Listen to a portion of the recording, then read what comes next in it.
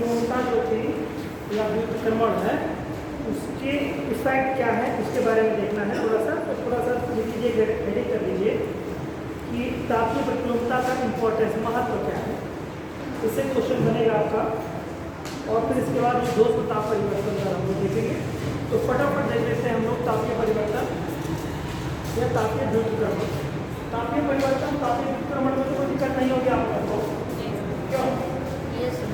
जो तापमान का सौरमंडल में धरातल से ऊपर की तरफ जाने पर तापमान में बढ़ोतरी होती रहती है, लेकिन जब ये कंटिन्यूटी ब्रेक हो जाए, है ना, जब कंटिन्यूटी ब्रेक हो जाए तो क्या होता है? कंटिन्यूटी ब्रेक हो जाए, लगातार टेम्परेचर आपका क्या हो रहा है? घट रहा है, 10 है, 9 है, 8 है, 7 है, इस तरह के टेम्परेचर घट रहा है।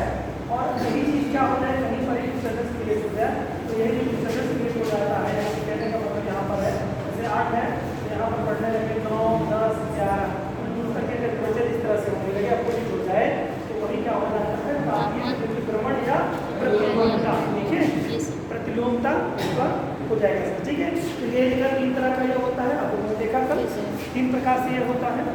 इसकी इंपॉर्टेंस क्या है वो हम देखना है, महत्व क्या इसका है। चलिए, तापमान का प्रतिलोमन वायुमंडल की अस्थानीय, फटाफट लिखिए बच्चों, तापमान का प्रतिलोमन वायुमंडल की स्थानीय तथा अस्थायी क्रिया है। स्थानीय तथा अस्थायी क्रिया है।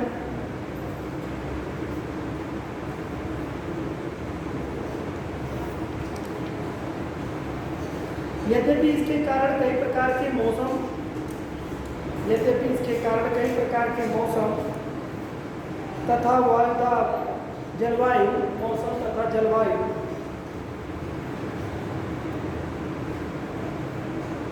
संबंधी प्रभाव होते हैं। मौसम पर जलवायु संबंधी प्रभाव होते हैं। कई प्रकार के मौसम जलवायु संबंधी प्रभाव होते हैं। जब तापीय प्रतिलोमता होगी तो उस समय क्या होगा दोस्तों कि बहुत सारा मौसम में परिवर्तन हो सकता है और जलवायु दशाएं भी किसी क्षेत्र विशेष की परिवर्तित हो सकती है। ठीक, अब पॉइंट इसमें कि क्या क्या परिवर्तन, जैसे उसमें आगे जैसे करके लिख लीजिए। जैसे क्या हो सकता है?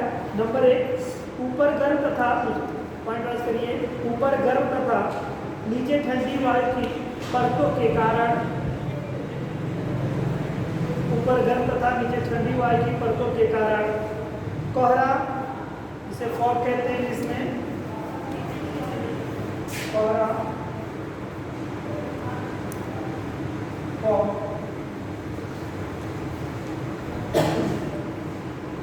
कोहरा, फॉग प्रारंभ हो जाता है, जबकि गर्म वायु में नमी कम होती है। जबकि गर्म वायु में नमी कम होती है। नेक्स्ट पॉइंट है दूसरा,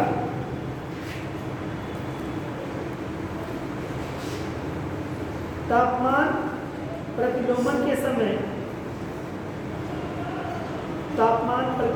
समय यदि ऊपर स्थित गर्म वायु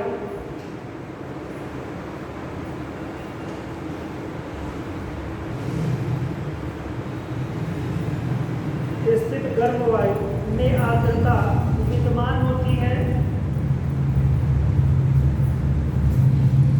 यदि ऊपर स्थित गर्म वायु में आर्द्रता विद्यमान होती है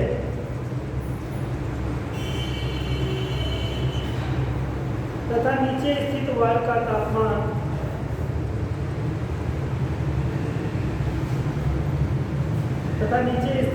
तापमान हिमांक बिंदु से कम हो जाता है, नीचे स्थित ठंडी वायु का तापमान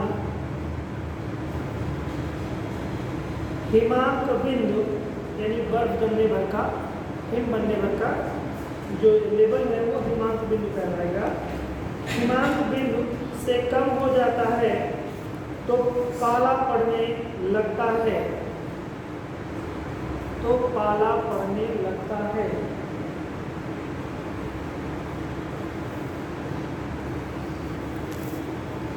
और जब पाला पड़ेगा तो पाला फायदेमंद होता है क्या हानिकारक होता है? हानिकारक। कोहरा पाला कभी फायदेमंद हो ही नहीं सकता है। विजिबिलिटी जैसे कोहरे में कम हो जाएगी तो उससे क्या व्यक्ति को नुकसान हो जाएगा, विजिबिलिटी नहीं रहेगी, दिखाई नहीं देगा, सूर्य की किरणें के बराबर नहीं पहुँचेंगी तो बहुत सारे नुकसान होंगे। सूर्य कोई भी अवरोध आ जाएगा तो देखने में नहीं रहेगा, तो एक्सीडेंट वगैरह होंगे तो डायरेक्ट ये नुकसान हो जाता है। और पाला वगैरह पड़ने पे क्या होता है कि वनस्पतियाँ जो नरम पौधे होते हैं उन पर पाला पड़ता है तो वो जल जाते हैं। पाले में होता क्या है, देखिए पाला और कोहरे में कोहरा तो भाई आपको दिखाई देता है कि धुंध है, उसे दिखाई नहीं देगा। और जब आप जाते हैं तो क्या होता है आपके कपड़ों पर भीग जाता है कपड़ा, और कभी कभी क्या है कचड़े भी उसके साथ यानी कि जो धूल गर्दे होते हैं वो भी आपके शरीर में चिपक जाते हैं। ठीक, तो एक तो नुकसान ये होता है। लेकिन जब पाला पड़ता है तो ये वनस्पतियों में क्या होता है कि पानी की बूंद के रूप में जैसे ओस होती है, ओस ही के रूप में ये रहता है, गिरता है तो इसमें आइस होता है, बर्फ। और बर्फ होने के कारण जब वनस्पतियों के पत्तों पर ये बर्फ पड़ती है तो इतना ज़्यादा ठंडा होता है कि उसको जला देता है, यानी कि एक तरह से कहीं जला देता है, या कहिए कि उतना ज़्यादा बर्फ को मतलब जो है उसका प्रेशर झेल नहीं पाता है वो पत्ता, और वो पत्ता लाल होने लगता है, जलने लगता है, काला लाल पीलापन इस तरह का हो जाता है। आलू की फसलों में या तमाम सारी तरह की जो नरम फसलें हैं उन नरम फसलों में पड़ जाता है तो वनस्पति आपकी नष्ट हो जाती है, समाप्त हो जाती है। ठीक है, तो कृषि के दृष्टिकोण से पाला वगैरह कभी भी फायदेमंद नहीं हो सकता, हानिकारक ही होता है। तो ये देखिए इसी के तापीय विकृमण के कारण से ऐसा हो रहा है ना। तो इसकी इंपॉर्टेंस कैसे बन रही है इन सब चीज़ों में, तो क्वेश्चन यही तो बनेगा कि तापीय प्रतिरोधकता के इफेक्ट क्या है, तो इन्हीं में से उठा के रख देगा ज़्यादा, तो आपको बताना होगा कि ये इसका इफेक्ट है ना। ठीक है, चलिए सीमांत बिंदु से कम हो जाता है तो पाला पड़ने लगता है। पाला या तुषार निश्चित रूप से पाला या तुषार निश्चित रूप से आर्थिक दृष्टिकोण से हानिकारक होता है।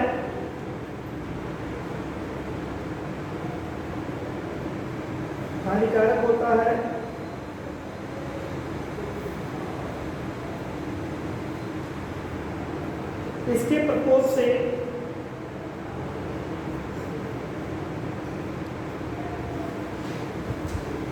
रातों रात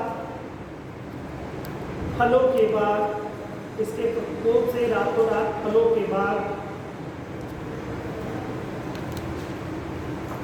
खड़ी फसलें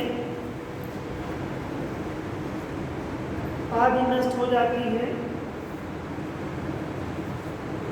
खड़ी फसलें आदि नष्ट हो जाती हैं।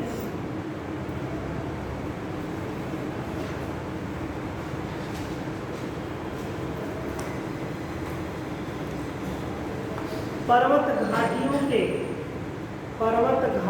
के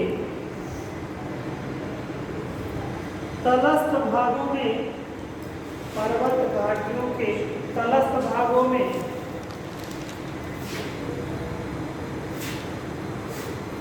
पाला एक सामान्य सी घटना होती है या बात होती है, सामान्य सी घटना होती है।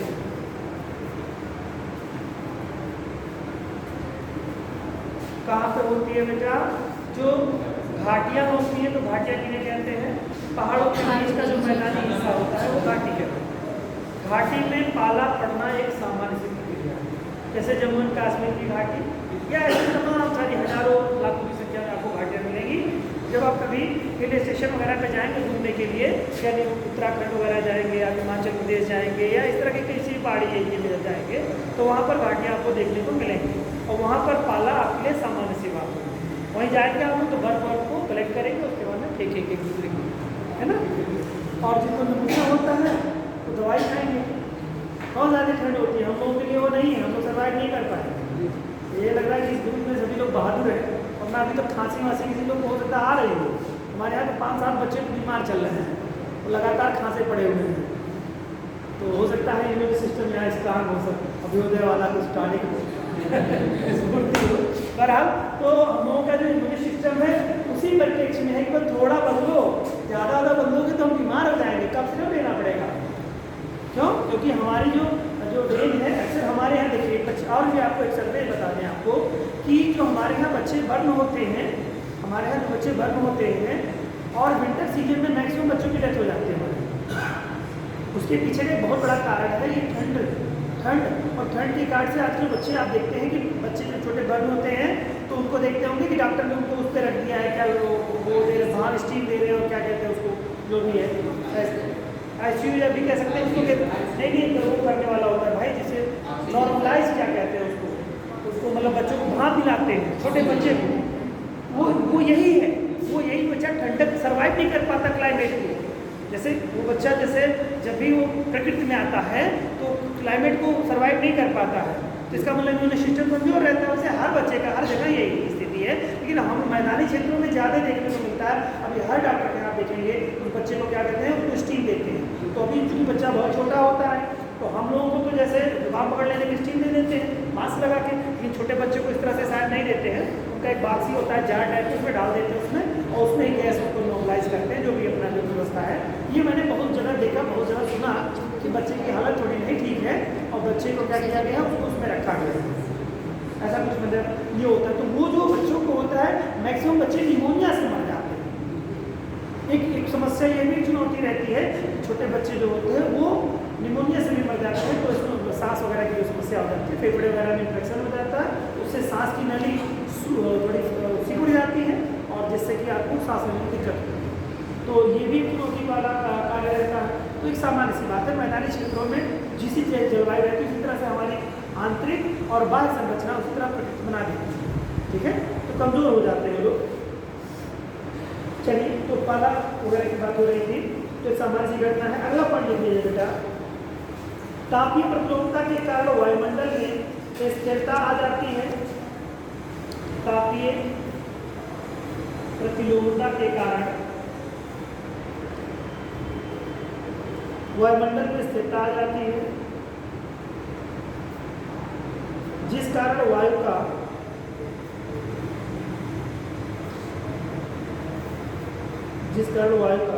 ऊपरी मुखी संचलन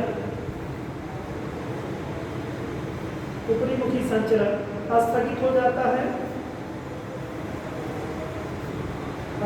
जाता है, जिस कारण वर्षा की संभावना कम हो जाती है,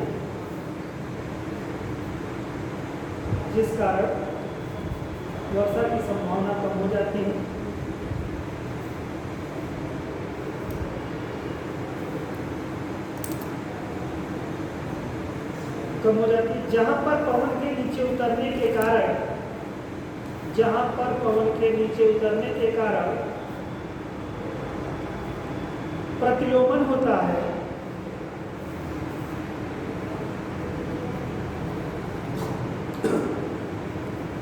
पवन के नीचे उतरने के कारण प्रतिलोमन होता है, अर्थात प्रतिचक्रवाती दशाएं होती हैं,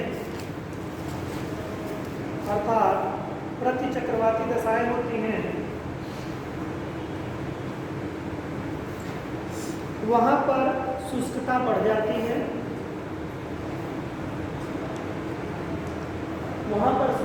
जाती है,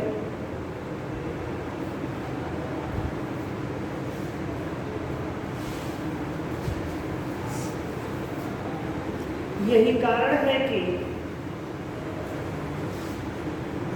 भूमध्य रेखा के दोनों ओर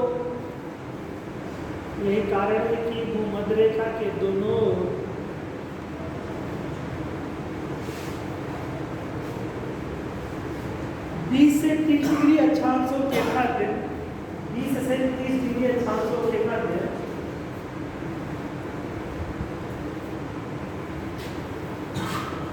तो इसमें भी है क्या, बताते नहीं है ना, है इसमें सामान्य सी बात है भाई, ऐसा कैसे हो सकता है, कोई भीड़ होगी, मैदानी क्षेत्रों की खासियत है।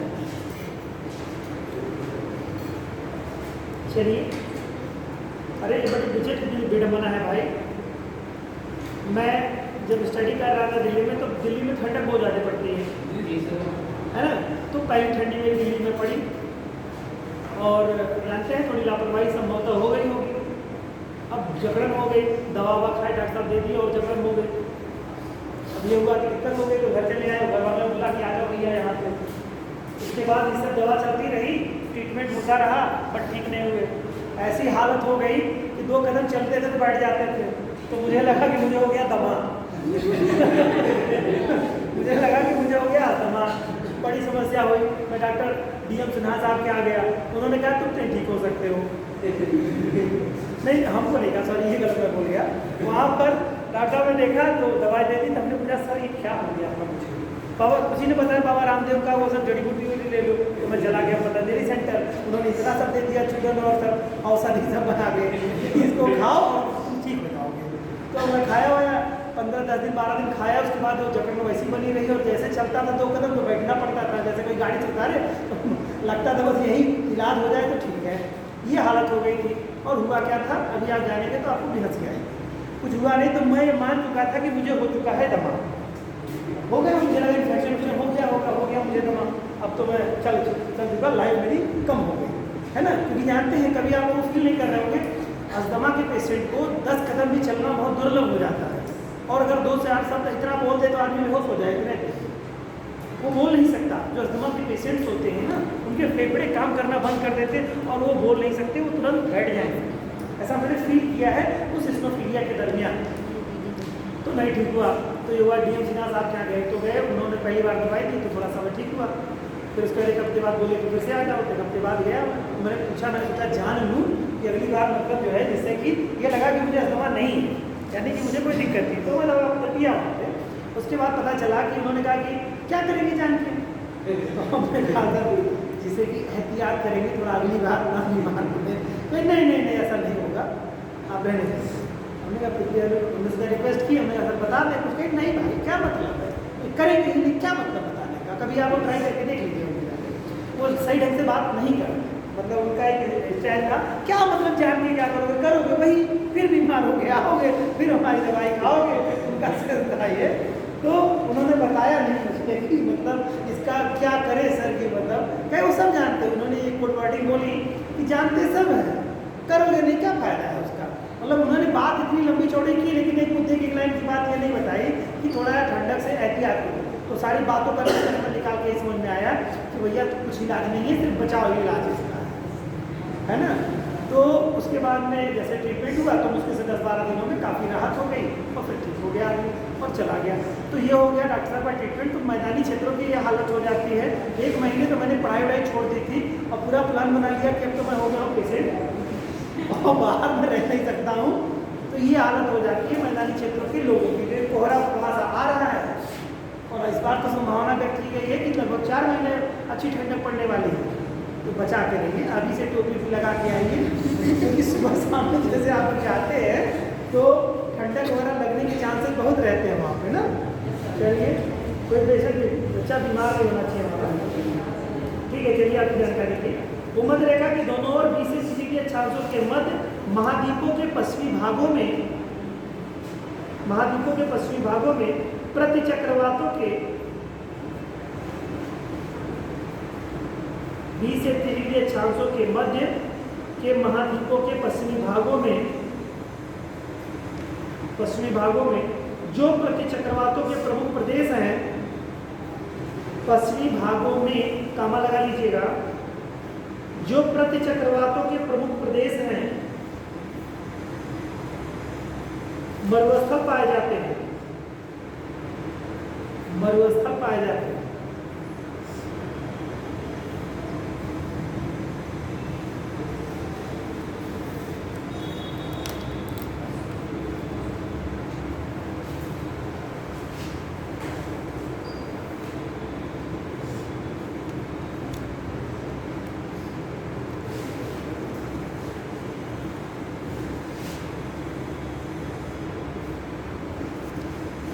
ठीक है, ये हो गया इफेक्ट। इसके बाद दोबारा पढ़ लीजिएगा। अब चलते हैं हम लोग ऊर्ध्वोष्ण ताप परिवर्तन दर।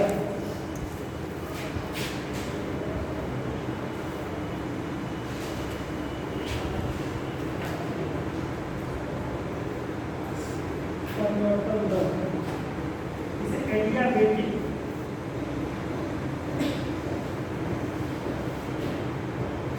इफेक्ट या प्रभाव है। हिंदी में कभी इंग्लिश वर्ड है एडियाबेटिक, इसको हिंदी में पूछ लेता है एडियाबेटिक इफेक्ट क्या है। वो दोष ताप परिवर्तन दर या एडियाबेटिक इफेक्ट इफेक्ट, प्रभाव,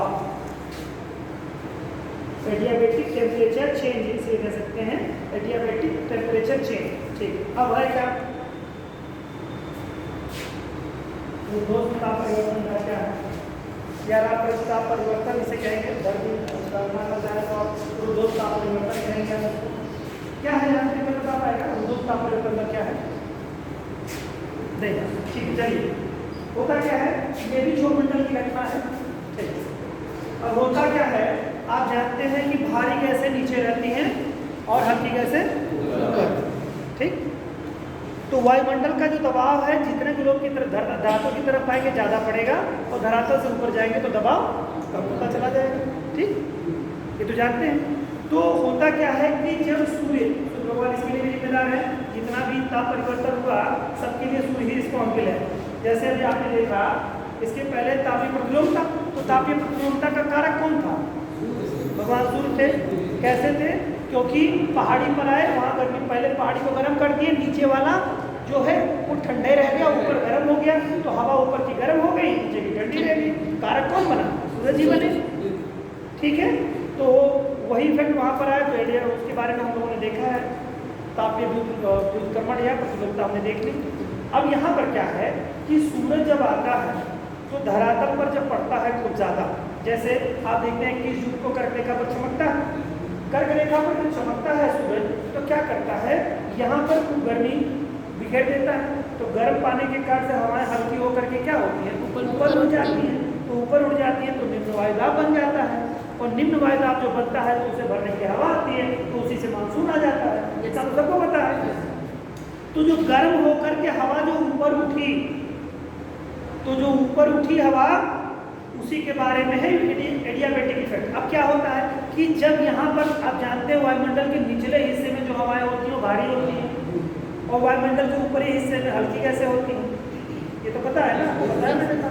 तो होता क्या है कि जब हवा गर्म होती है तो हल्की हो जाती है और हल्की होकर के ऊपर उठती है, और जब ऊपर उठती है तो क्या करती है, उसका आयतन में प्रसार हो जाता है, यानी वो हवा फैल जाती है, यानी कि जो इतने दूर में हवा, यानी 1 वर्ग मीटर में जो हवा का दबाव था, या 1 वर्ग फीट में, कुछ भी आप ले लीजिए, स्केल बना लीजिए, 1 वर्ग फीट में जो हवा थी, 1 वर्ग फीट मतलब 1 वर्ग चौड़ा, ऊंचा और गहरा, ठीक है, लंबाई, चौड़ाई और ऊंचाई 3 आधार आप ले लेंगे, तो उसमें जो हवा मतलब जो गैस थी वही जब ऊपर गई गर्म होकर के, तो उसका आयतन लगभग करीब में दूना मान लीजिए आप समझने के लिए, वो 2 वर्ग स्क्वायर फीट में कवर कर रही है वो जगह। तो यानी कि 2 वर्ग स्क्वायर फीट में जो कवर कर रही है, यानी कि जो मान लो एवरेज यहाँ जितनी जगह ली थी वहाँ गई तो इतनी जगह लेगी। तो हल्की होगी तो एक बात जान लीजिए, हल्की होगी कोई चीज़ तो उसके आयतन में प्रसार होगा, और जब कोई चीज़ भारी होगी तो उसके आयतन में सिकुड़न आएगी। कुछ इतनी बात समझ में आ रही है, इतनी बात समझ में तो आ रही होगी आपकी, फैलाव और सिकुड़ाव। जैसे मोम का गद्दा है, उसको मोड़ करके आप इतना कर लो और खुलेगा तो क्या होगा, फैल जाएगा। ऐसे ही हवा के बारे में आप समझिए कि हवाओं पर सूर्य का तापमान जब बढ़ता है और खूब गर्मी जब करता है तो वो हल्की होकर के ऊपर उठ जाती है। तो ऊपर उठना तो कोई दिक्कत है नहीं, आप तो जान ही रहे हैं, लेकिन जब ऊपर उठती है तो उसका आयतन बढ़ जाता है, फैल जाती है, एरिया कवर कर लेती है ज़्यादा, फैलाव उसका ज़्यादा बढ़ जाता है। और जब कोई हवा नीचे बैठती है तो उसका आयतन जहाँ जितनी जगह होती है उससे आयतन उसका घट जाता है। इतनी बात आप समझ लीजिए, अगर नहीं कुछ भी जानते हैं तो इतना जरूर जान लीजिए कि जब सूर्य का तापमान वायु पर पड़ता है तो वायु क्या हो जाती है, गर्म होकर के हल्की हो जाती है, तो ऊपर उठती है, और ऊपर तभी उठेगी भाइयों जब हल्की होगी ना। आप जानते हो कि गर्म होगी तभी तो ऊपर उठेगी, कि अपने मन से उठ जाएगी। गर्म होने पे हवा हल्की हो जाती है, ऊपर उठती है, और ऊपर उठती है जब, तो इसका मतलब यानी कि उसका दबाव जो हवा का कम हो जाता है, उसका आयतन बढ़ जाता है, यानी एरिया वहाँ ज़्यादा कवर कर देगा।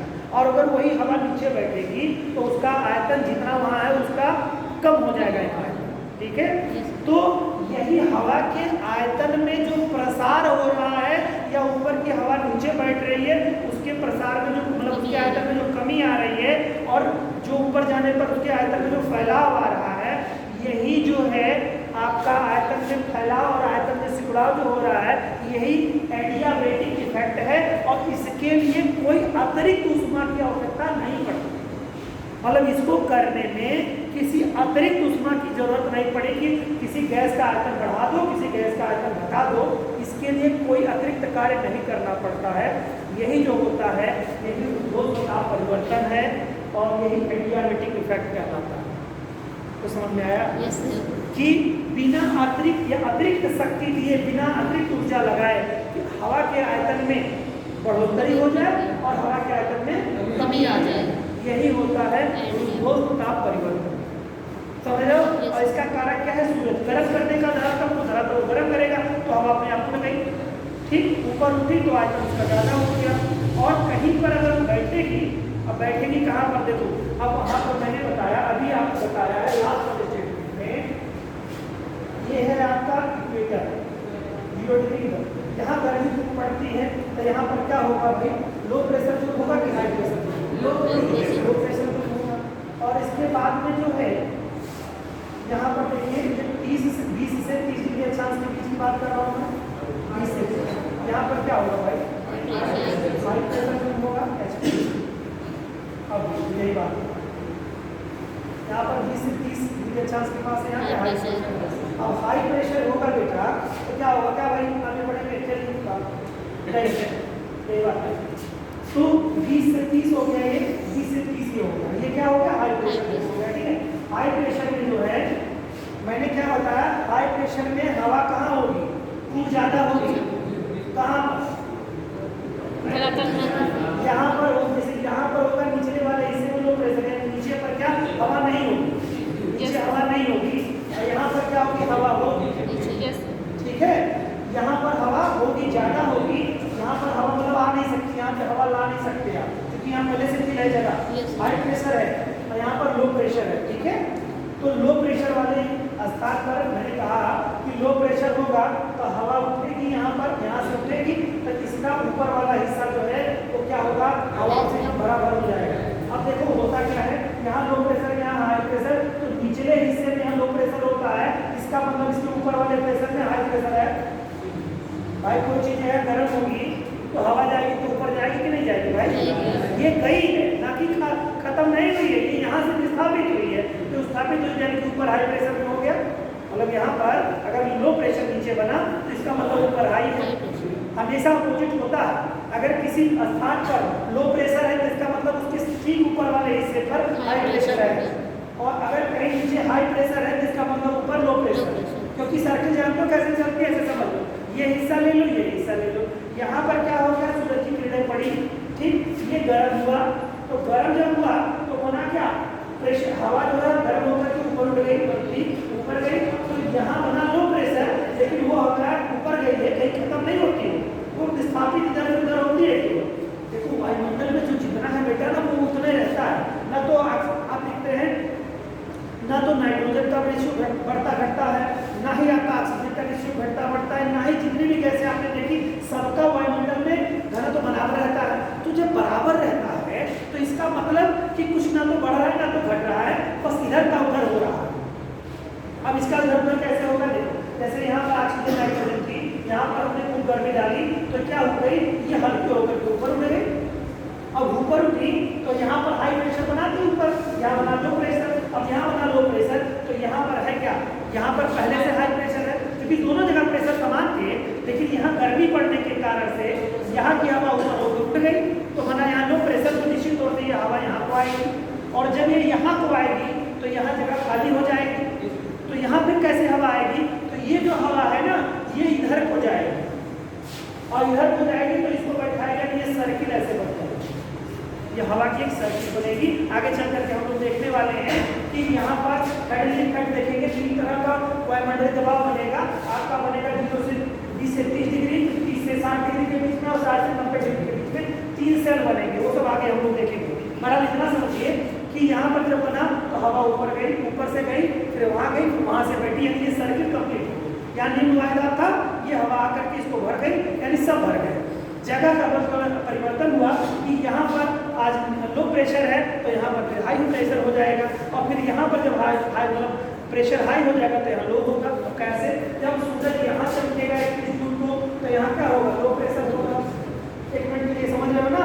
अब फिर यहाँ पर क्या होगा? यहाँ पर लो प्रेशर होगा कब? जब दिसंबर में भाई मकर रेखा पर तो चमकता है, तो मकर रेखा लगभग करीब इसी के आसपास आएगी, 20 से 30 के बीच में जो पड़ेगी 23.5। तो यहाँ पर होगा लो प्रेशर। तो इसका मतलब वायुमंडल का यहाँ पर एक व्यवहारिक बात अगर समझे हम, यहाँ पर अगर लो प्रेशर 21 जून को है तो इसका मतलब इधर हाई प्रेशर होगा। सब समझ रहे बात? व्यवहारिक कैसे समझे? तो हवा का सर्किल ऐसे देखिए ऐसे बनेगा, यहाँ पर क्या ऐसे सेल बनता है, ये सेल बनेगा, तो 30 से 60 का बनेगा, एक सेल यहाँ बनेगा, फिर इसके बाद एक सेल यहाँ बनेगा, 3 सेल यहाँ बनेंगे, 3 सेल यहाँ बनेंगे। वो आगे बढ़ूंगा आप तो पढ़ेंगे, ठीक है? ऐसे 3 सेल बनेंगे, ठीक? ये 3 सेल बनते हैं। ये हवा यहाँ से यहाँ पर जाती है, जैसे यहाँ पर देखिए हाई प्रेशर है, यहाँ लो प्रेशर है, ठीक है? अब हाई प्रेशर से लो प्रेशर की तरफ क्या नीचे वाली हवा आएगी। अब ऊपर वाली हवा क्या करेगी? ऊपर वाली हवा फिर यहाँ हो जाएगी, यानी ये सर्किल ऐसे चलती रहेगी। जो सर्किल अभी मैंने आपको बताई वो सब आगे देखेंगे, एकदम समझ आ रहा है, ठीक है? तो ये लोग जहाँ पर ये हाई प्रेशर लो प्रेशर नीचे वाले की बात हो रही है, ऊपर की नहीं बात हो रही है। तो अगर यहाँ लो प्रेशर है, इसके ऊपर हाई प्रेशर, अब ऊपर आपको जो कितना, तो औसत मैंने बताया क्षोभमंडल में सारी घटनाएं होती हैं, तो क्षोभमंडल 13 किलोमीटर ऊंचे मान लो, औसतन मान लो समझने के लिए 13 किलोमीटर ऊपर वाले हिस्से में यानी कि हाई प्रेशर होगा। अब फिर यहाँ पर क्या होगा, नीचे जो है हाई प्रेशर है तो इसके 13 किलोमीटर वाले पे लो प्रेशर होगा, यानी ऊपर यही सेम अपोजिट करेंगे, हाई है यहाँ लो करेंगे, और यहाँ पर अगर लो है तो यहाँ हाई करेंगे।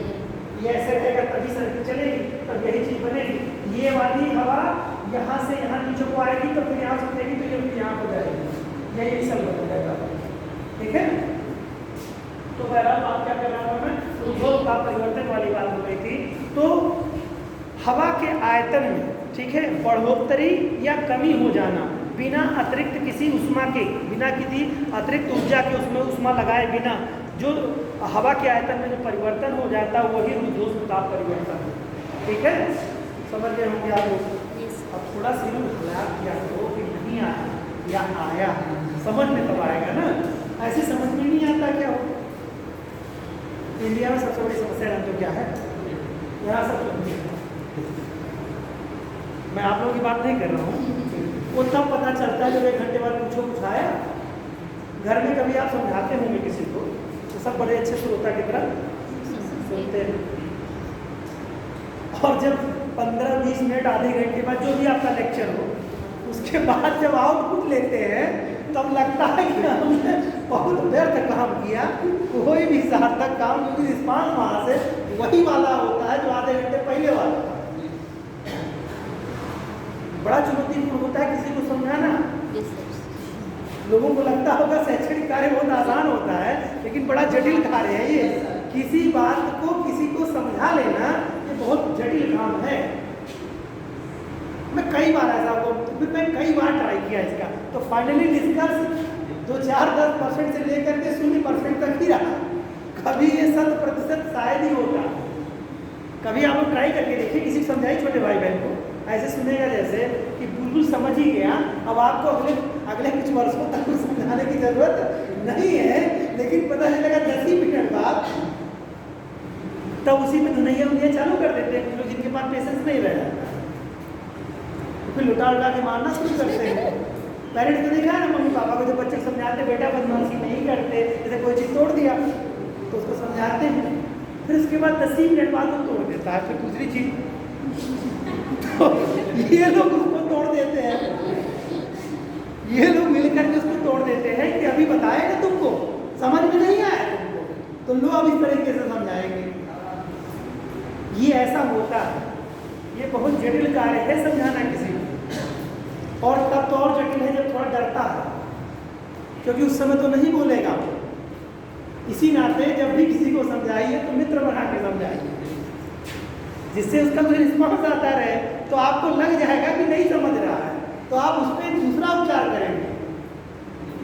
और अगर नहीं बोला तो कुछ भी हो सकता है, ज़्यादा चांसेज है। तो इस नाते आप लोग भी कुछ हाँ बोल दिया करिए, जिससे लगे कि कुछ समझ में आ गया।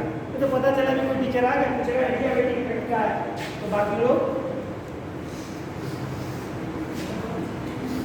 जैसे उस दिन आए टीचर साहब ना, पूछ लिए थे कोई सवाल, तो वो 12 लोग खुद कुछ देर तक खड़े थे, तो कहते शिक्षक ही नहीं सही पढ़ा पाया। सारी चीज़ संक्षिप्त में आ जाती है अगर आप बच्चा नहीं जवाब दे पाया। इस नाते कम से कम 50% क्लास के जो हों वो लोग बता ले जाएँ इस बात को।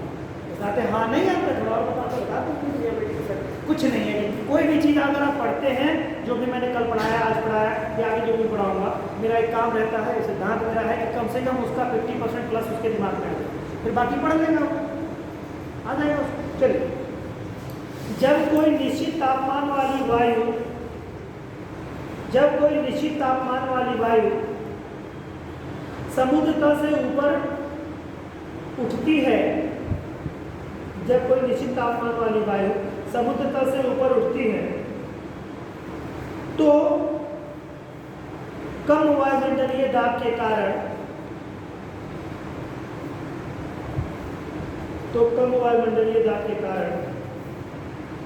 उसका आयतन बढ़ जाता है।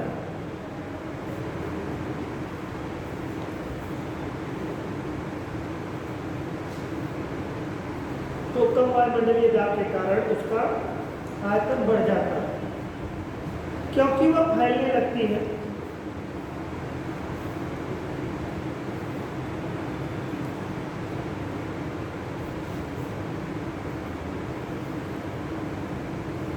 तथा जब वह वायु नीचे उतरती है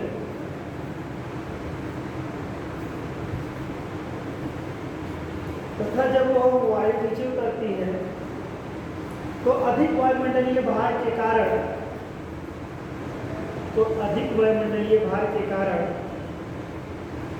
वह सिकुड़ती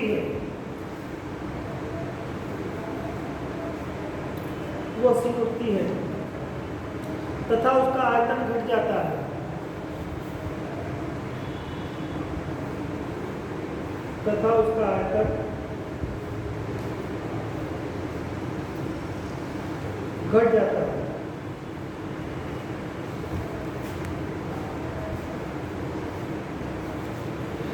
इस प्रकार वायु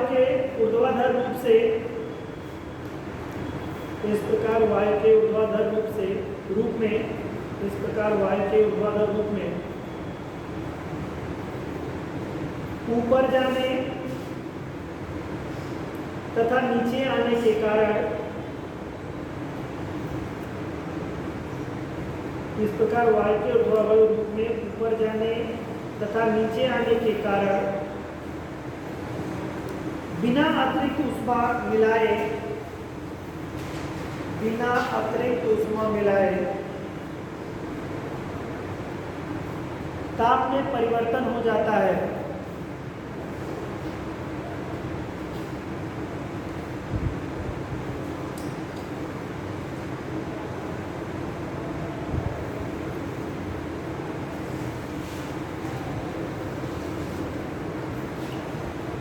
तापमान में परिवर्तन आ जाता है अर्थात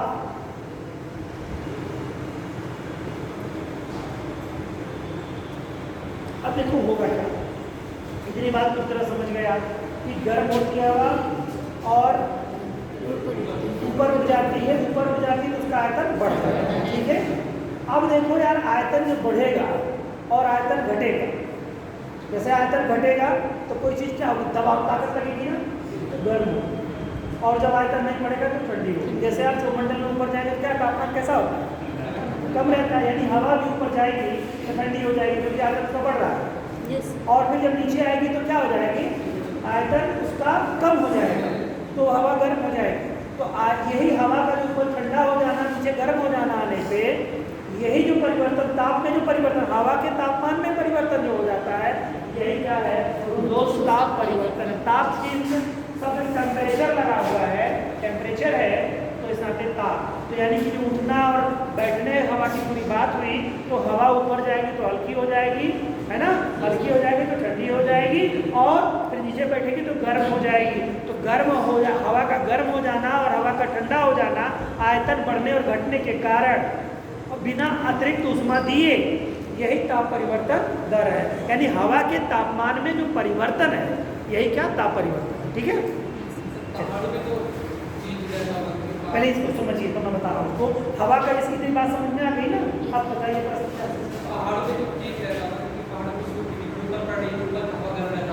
नहीं वो उसके लिए तो है, फिर आपने इसके पहले पहले जो पढ़ा आपने तापीय प्रतिलोमता हो जाएगी, वो तापीय व्युत्क्रमण हो रहेगा, वहाँ पर वो दूसरी चीज हो जाएगी। यहाँ पर वहाँ पर पर्टिकुलर क्षेत्र विशेष की हवा गर्म हो गई है, लेकिन वो उठने बैठने वाला कहाँ गर्म हुआ हो रहा है, वहाँ वो दूसरी चीज हो जाएगी। यहाँ पर है उस अक्षांश किसी अक्षांश विशेष पे लो प्रेशर जो हाई प्रेशर जो पे जाएगी, और तब वहाँ पर देखिए तब ये बात आपको समझ में आएगी तापमान में परिवर्तन का और ना परिवर्तन का। ठीक है, वो आपका दूसरी चीज है। वो दूसरी चीज ये है कि तापीय प्रतिलोमता है, यानी आप जा रहे थे बीच में मिल गया गर्म वाला, ये मिल गया, जैसे आप जा रहे थे डिसकंटिन्यूटी आ गई, कंटिन्यूटी ब्रेक हो गई, वो है आपका तापीय व्युत्क्रमण।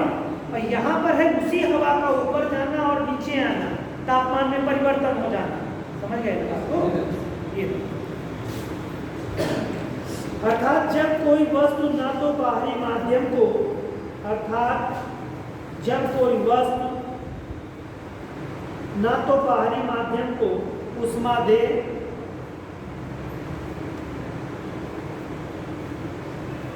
और ना ही उससे ऊष्मा ले,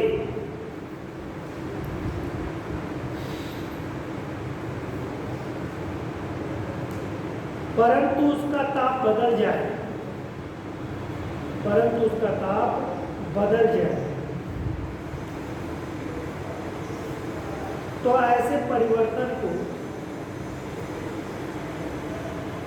तो ऐसे परिवर्तन को रुद्धोष्म परिवर्तन, रुद्धोष्म ताप परिवर्तन कहते हैं।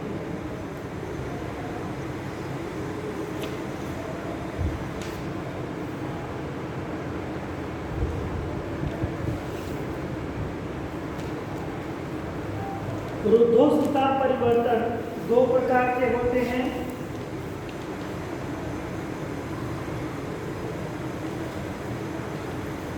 दो प्रकार के होते हैं रुद्धोष्म ताप परिवर्तन, दो प्रकार के होते हैं।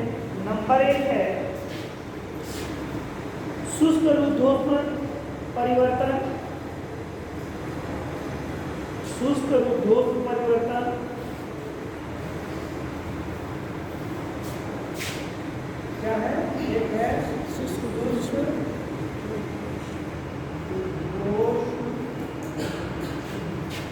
परिवर्तन, होगा आप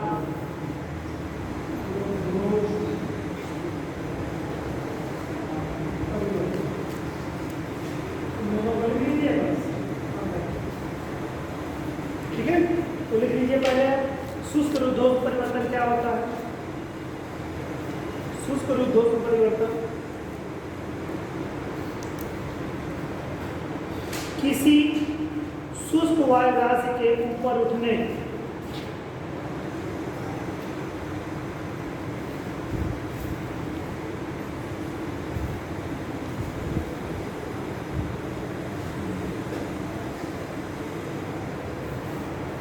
किसी शुष्क वायु राशि के ऊपर उठने अथवा नीचे उतरने पर उसके तापमान में उतरने पर उसके तापमान में एक निश्चित दर से, उसके तापमान में एक निश्चित दर से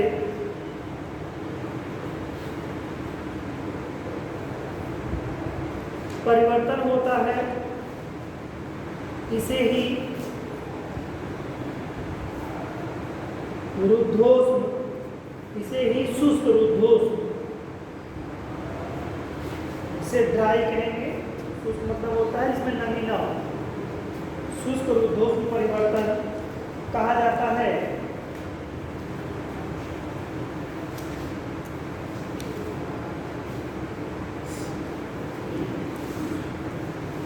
आगे हाईलाइट करके लिखिएगा शुष्क रुद्धोष्म ताप परिवर्तन की दर,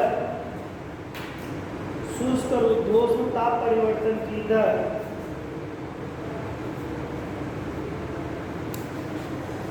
10 डिग्री सेल्सियस,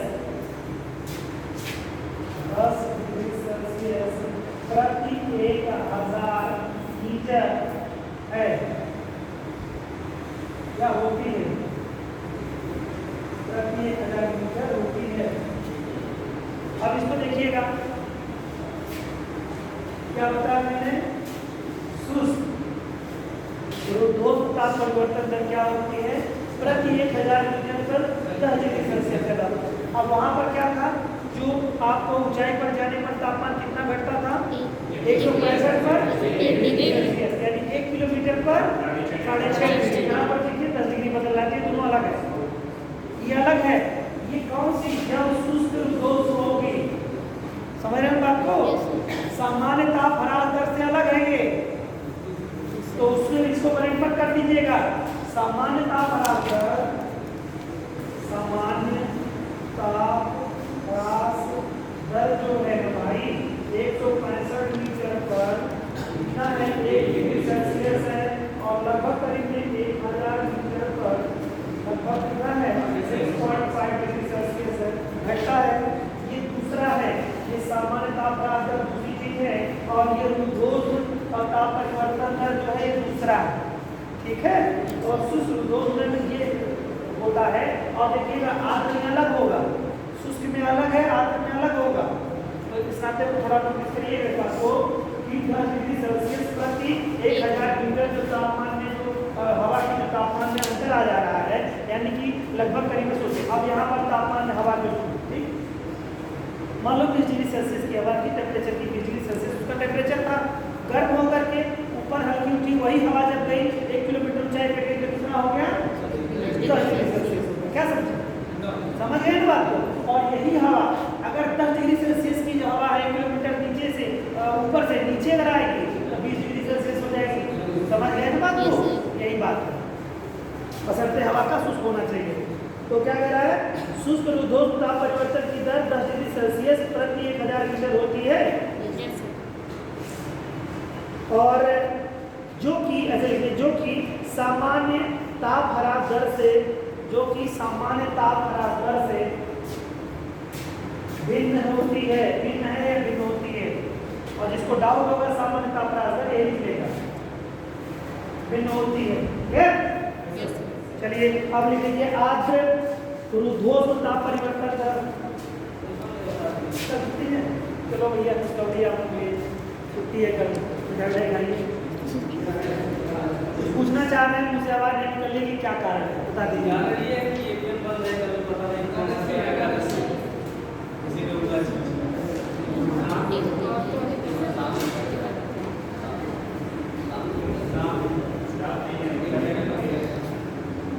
पदासी बोलिए, आपको कुछ पदों पर तक छुट्टी लिए हो जाएगी तो निकाल के आगे पीछे कर देंगे आपको,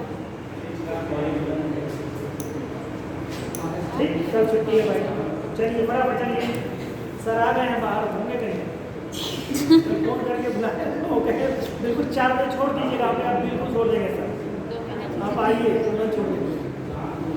चलिए भाई 4 बजे का तुरंत में बाहर, 1 मिनट में मैं नहीं दूंगा, चाहे सेंटेंस कंप्लीट हो जाए, कंप्लीट कर लीजिएगा। चलिए रुद्धोष्म, आज रुद्धोष्म लिखिए, आज रुद्धोष्म परिवर्तन लिखिए बेटा। इसमें वायुमंडल में ये हो गया ना पहले वाला सेंटेंस पूरा, ठीक है। वायुमंडल में ऊपर उठते समय संतृप्त वायु राशि, वायुमंडल में ऊपर उठते समय संतृप्त वायु राशि जिस दर से ठंडी होती है,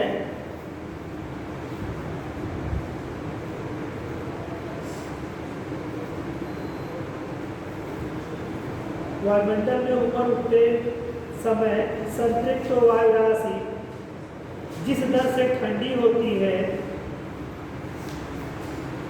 उसे आर्द्र रुद्धोष्म, उसे आर्द्र रुद्धोष्म परिवर्तन कहा जाता है।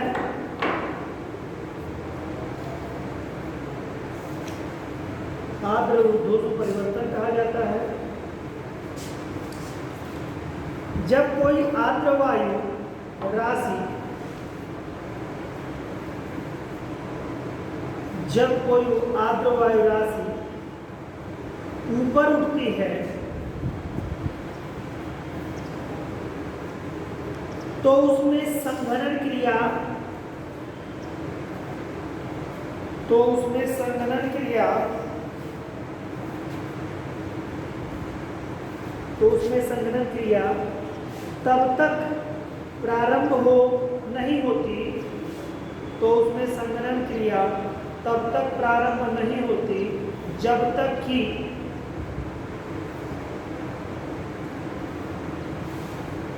वह संतृप्त न हो जाए, जब तक कि वह संतृप्त न हो जाए, अर्थात उसमें सापेक्षिक आर्द्रता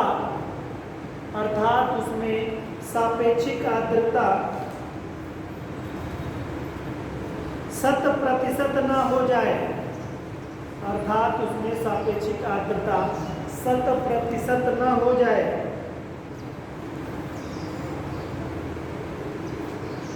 संतृप्तावस्था के पूर्व वायु राशि शुष्क रुद्धोष्म ताप ह्रास दर से संतृप्तावस्था में पूर्व वायु राशि शुष्क रुद्धोष्म ताप ह्रास दर से ठंडी होती है, परंतु जैसे ही ठंडी होती है, परंतु जैसे ही संघनन की क्रिया प्रारंभ होती है, परंतु जैसे ही संघनन की क्रिया प्रारंभ होती है, उसकी ताप ह्रास दर में कमी आ जाती है, उसकी ताप ह्रास दर में कमी आ जाती है।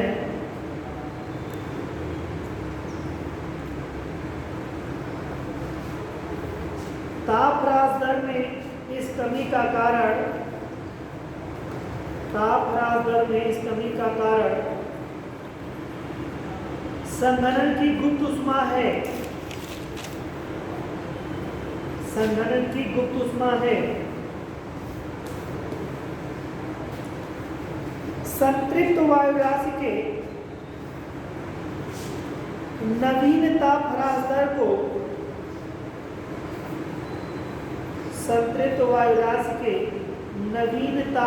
दर को आर्द्र रुद्धोष्म ताप ह्रास दर कहा जाता है। संतृप्त वायु राशि के नवीन ताप ह्रास दर को आर्द्र रुद्धोष्म ताप ह्रास दर कहा जाता है।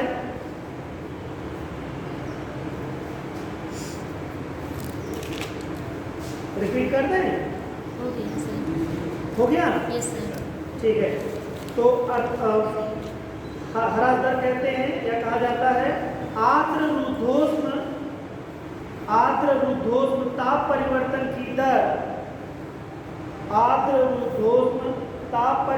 की दर, 6 डिग्री सेल्सियस प्रति 1000 मीटर होती है,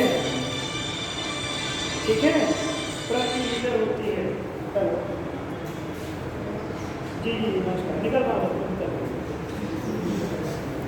बताइए।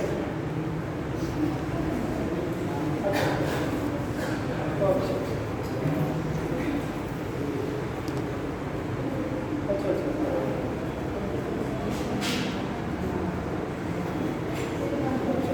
कहाँ पे मैं